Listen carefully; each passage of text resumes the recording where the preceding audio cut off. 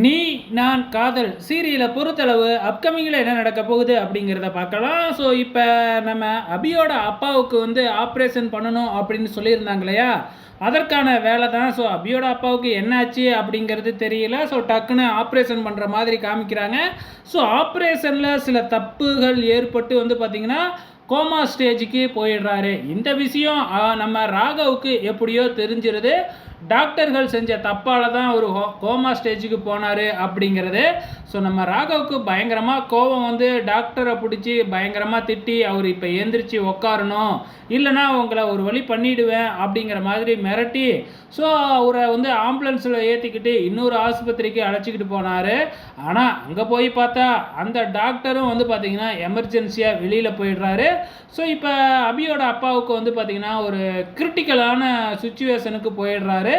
So எப்படியாச்சும் காப்பாற்றி ஆகணும் அப்படின்னு சொல்லிட்டு மறுபடியும் அதே ஆஸ்பத்திரிக்கு அழைச்சிக்கிட்டு வந்தால் கிரிட்டிக்கல் சுச்சுவேஷனில் இருக்கிறாரு அப்படிங்கிற மாதிரி டாக்டர்லாம் சொல்கிறாங்க.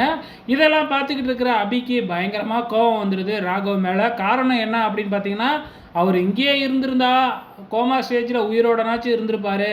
இப்போ நீங்கள் அங்கேயும் இங்கேயும் அலக்கழிச்சு இப்போ பாருங்கள் உயிருக்கு ஆபத்தான ஒரு சுச்சுவேஷனில் வந்து நிற்கிது அப்படிங்கிற மாதிரி வந்து பார்த்திங்கன்னா நம்ம அபி ராகவ் சட்டையை பிடிச்சி உலுக்கிக்கிட்டு இருக்கிறாங்க.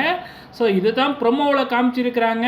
ஸோ இதுவே அதர் லாங்குவேஜ் அப்படின்னு பார்த்தீங்கன்னா நம்ம முரளியால் வந்து பார்த்திங்கன்னா அபியோட அப்பாவுக்கு ஆபத்து ஏற்படுற மாதிரி காமிப்பாங்க. ஸோ பொறுத்திருந்து தான் பார்க்கணும் என்னென்னலாம் நடந்திருக்கு அப்படின்னு சொல்லிட்டு.